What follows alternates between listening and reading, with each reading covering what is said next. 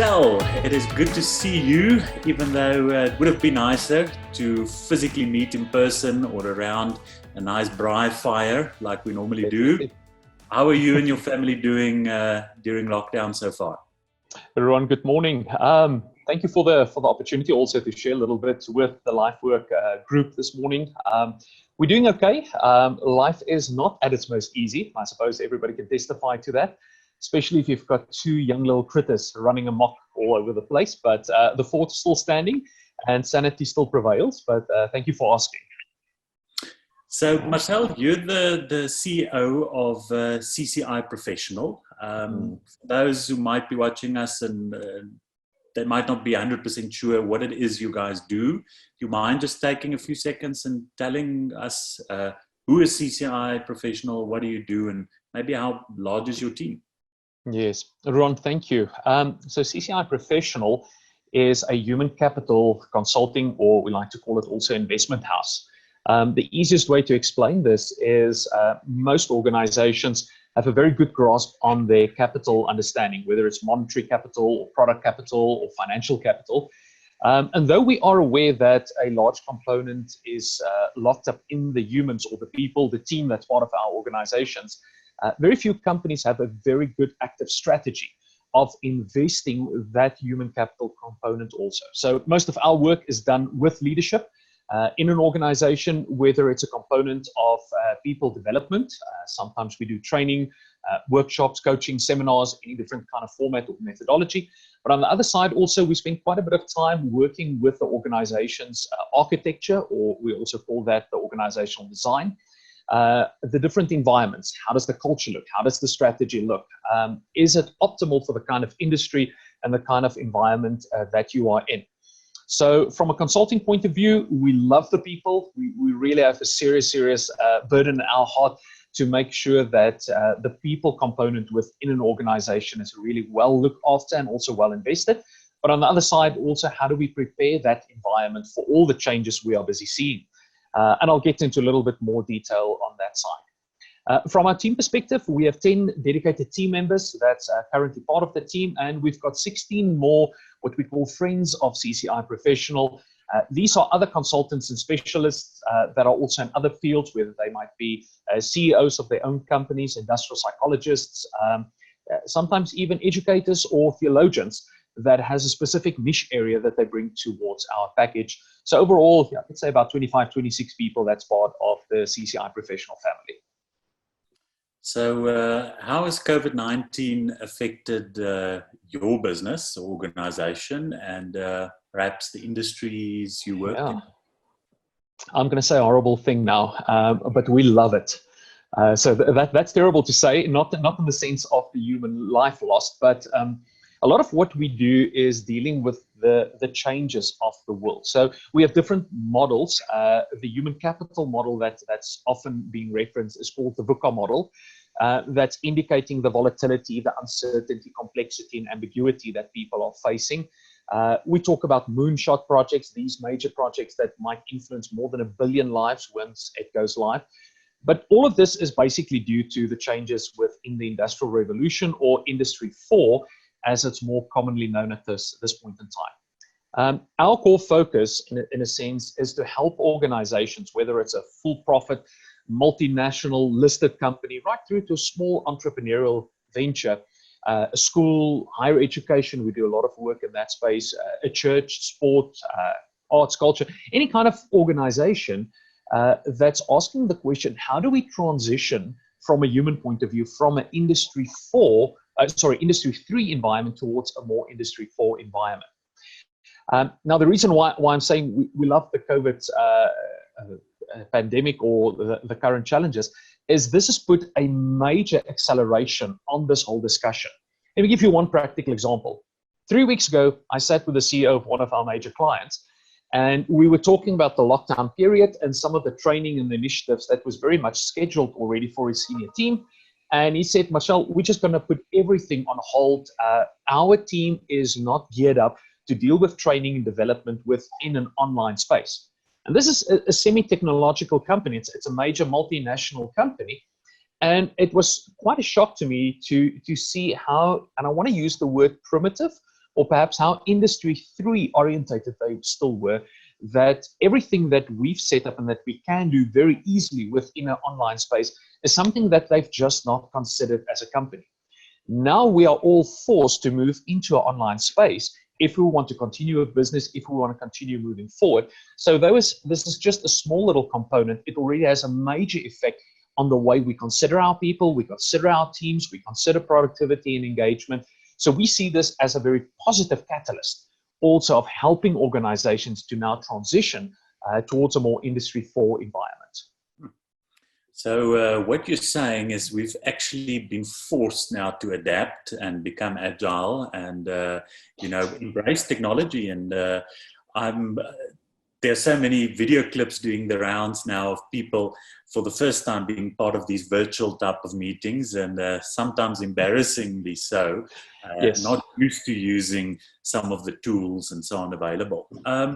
Maybe a question from a management point of view. How do you effectively lead or manage a team if you think of productivity or reaching certain targets? The micromanagers out there, I think, are all saying, are my people actually working? And what about the office hours and the dress code and so on? So the future of work, how will that look? Yep. Ron, that's a very complex question. I'm going to try and put two different angles on this. The one is more towards the human side. The other one is more towards the transition side that we're seeing towards the future of work. So from a human side, what we always try to explain to people is that you have a spectrum of performance. On the one side, you can push your people into the red the whole time. We call that maximum performance. There's a huge adrenaline rush. We get a lot of results. We get a lot of targets that's being met, but it's unsustainable in the long run. It's like when you take your car and you take your petrol out of the car and put nitro in the car. It's very nice to go around the racing track, but you can only do that for a very short span of time. 18 months down the road, half the people are burnt out, other half of the people have left the company. All of them hate you as the manager or the leader in any case. So it's a non-sustainable pattern. But on the other side of the spectrum, we can be so human-orientated and caring so much, sitting and sing kumbaya around the campfire, never getting the results that we are looking for and happily going bankrupt, especially in a challenging season like this. So we talk about not maximum performance and not, the campfire story, but rather optimal performance.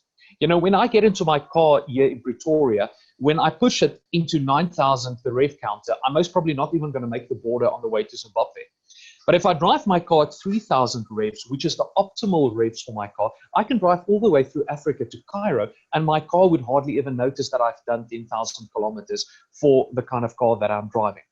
So if I take the spectrum, maximum performance and the kumbaya story, optimal performance would definitely be closer towards the maximum performance. It's not a midpoint. We keep our people accountable. We are hard on driving the results, but yet at the same time, we are soft on our people, because change in a season like this is not an easy thing for most people to navigate. We always reference General Eric Szynski, who was the first Asian general in the US Army. And I'm paraphrasing what he said. He said, change is not easy for most people, and you might not like it, but you're going to dislike irrelevance even more. So it might be difficult for us to transition in this season out of a more Industry 3 mindset towards Industry 4, and we might not like all the challenges like online meetings and training and all of this, but the irrelevance of not being in the game anymore and not being part of the, the chunk of the pie that you previously had, that irrelevance is most probably going to create even a greater dislike. So we are looking for people to engage. We're looking for long-term sustainability through this entire conversation and making sure we're not pushing into the red because there's enough stressors already along the way. Mm-hmm. So that's perhaps one side of the story. Let me pause there. Perhaps just a question before I'll go to the second side of how we also look at the organization within this transition period. Is it making sense? Yes, no, it does. Maybe a practical tip or two. How can a leader, engage with his or her team during these uncertain times and even in lockdown? Yeah. Ron, I think one of the transitions that most leaders need to make is we are very accustomed of measuring output. It's like when we have a rugby game on the field, we measure the territory, the ball possession, the amount of lineouts we won and all of that. And it's great. We need to understand and have a certain understanding of the output. But moving into an industry 4, and especially a virtual environment, you can't predominantly focus on output. You must start measuring outcomes. So the outcome is not so much the ball, territory, all the lineouts we want. It's rather, did we get the score? Did we won the game? So when I'm sitting in an office block, I might practically, as the manager, walk around and see, oh, it looks like my people are busy, but they might actually be playing solitaire on the computer. It's not always that accurate. But on the other side, if we say we've got a target, we've got a project, we've got a goal, we've got a deliverable, and we've got that outcome that was made, then quite frankly, I don't care if you're sitting at home in your pajamas, having your slippers on. The fact is we had a deadline and you met the deadline with the level of excellence that we expected.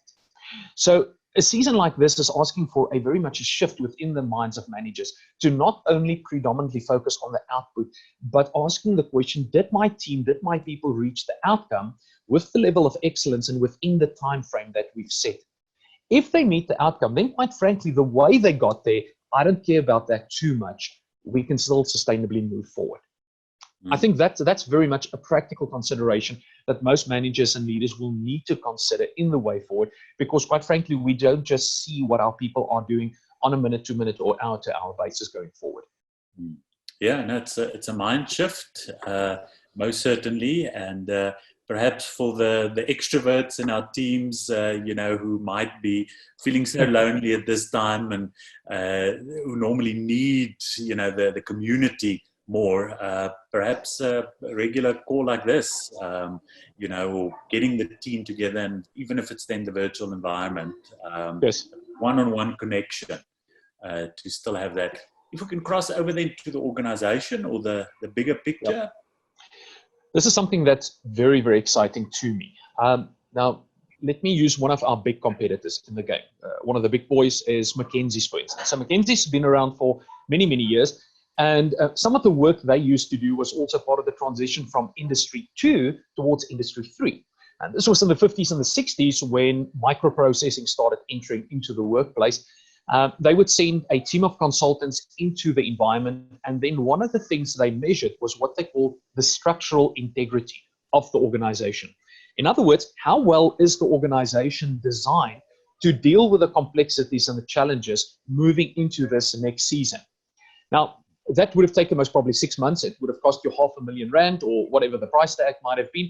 And then you would have received probably a very nice report on your organization, but it was still not benchmarked against industry or global competitors at all.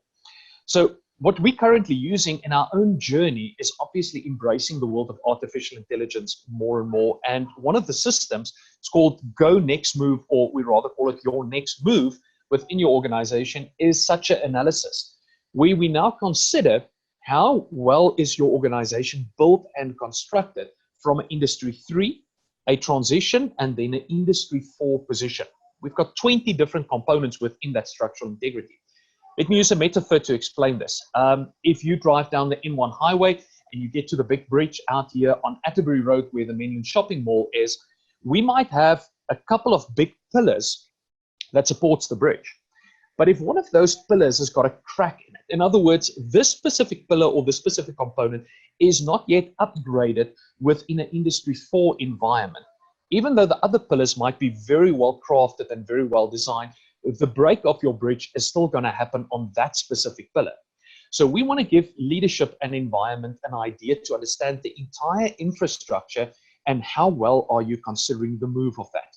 Now, let me give you a practical example. Every time we go through a next move analysis, there is a question in there, in a range of questions we call the what ifs. So this what if question basically asks the following question. If a global pandemic should break out and should bring your company to a shutdown, how well are you prepared to deal with that? And all the managers and the leaders always looked at me and said, Marcel, that's a very odd question. What's the chances that a global pandemic is going to put us to a shutdown? Now, Ruan, that's one question out of about 12 different what-if questions. And here we're sitting right in the middle of that question, because if your company has gone through a next move analysis, and if you've actually paid heed to the kind of sub-questions it would have asked you about your online technology, the automation within your company, your workforce productivity, you would have had a very strong strategy already in place. CCI Professional as a company looked at questions like that when we did our design. And from the start, we built in very specific virtual team and virtual automated systems into our play, not to hinder the kind of work that we're supposed to do, but we just transitioned from one day to the next because we were already actively considering how to take care of the Industry 4 kind of environment. So to wrap up that idea, somebody once used the expression, he said, you can't shoot a cannon off a canoe. If you want to take a canoe as the infrastructure of Industry 3, and you've got a nice little .22 rifle, and you go out onto the lake and you go and hunt geese or whatever you might shoot there, you can't now all of a sudden bring back a new big strategy like a big cannon and then put it on your Industry 3 infrastructure and you shoot off this cannon. It's going to sink the entire canoe. If you want to have a big new Industry 4 kind of strategy, you first need to upgrade the infrastructure of the canoe to become a warship, or at least, a sizable ship, in order to put that big new cannon, that global strategy of yours on top of it, in order to have a good match. So from our perspective in all of this transition, we need to take care of both of our people, that's the people-centric side, and the environment, that is your infrastructure. And it's in that synergy and it's in that connection between the two where we find a very, very healthy company that's busy transitioning into this Industry 4 environment. I hope that makes sense. Definitely. We can talk for hours on this topic. It's nice to pick up on your passion as well. I want to share something with you which I found recently, and Joel Osteen wrote it. He said, just because we're in a stressful situation doesn't mean that we have to get stressed out. So you may be in the storm, but the key is don't let the storm get in you. Hope is the only thing stronger than fear. So last question, as a Christian, do you have anything the Lord is currently laying on your heart, or which you would like to share with us as an inspiration as well for leaders currently going through difficulties? Yeah. Something like a pandemic or the challenges that we are facing at this point in time is not new in history. It's been there in the Old Testament time. It's been there in the time of Christ. It's been there in the first century church. It's been there for the last 2,000 years. God is not caught off guard by anything happening in the world. His plans for me as an individual, for my family, for our business, for our country, doesn't change because of a pandemic or any other thing, political instability, the economic crisis of the country, the fact that we downgraded to junk status. That does not change God's purposes or God's plans for our lives. The problem is, if we don't listen to the author of that purpose, to that calling over our lives, we're going to start listening to all the other voices, whether it's the medical industry, whether it's political leaders, whether it's the news, or just some hysteria that might be out there in the field. And the more we listen to other voices, the more we get confused and disillusioned about our own calling and our own purpose. And I believe it's in a time such as this, when the church most probably has one of the greatest opportunity to become that voice of hope, like Joel Osteen also said. When fear is busy building up in so many people, and we come with a counter message, we come with a message that Christ's plan for your life, for my life, for our businesses, his purposes will not change just because of the global setting is changing. That keeps us on track, that keeps us focused, and we can motivate, we can encourage, we can minister, we can support so many other people around the world in a season such as this. When people start to feel hopeless, we can become the voice for a time such as this. And that's really what's on my heart, what's on the heart of CCI Professional. You might be aware that we've been running a 21-day resilience challenge campaign. Small little just infographic that we run on our Facebook and our LinkedIn profile every day to challenge people with a bit of hope to do something practical to build up resilience in order to go through the season. And I believe that's the gifting God has given us also, to encourage not only the church and believers, but the world at large in how to navigate this challenging season. Marcel, thank you so much for your time and for the good work you guys are doing at CCI Professional, serving so many different businesses and organizations and leaders, even on a one-to-one basis. So thoughts are with you and your family in these uncertain times. Thank you.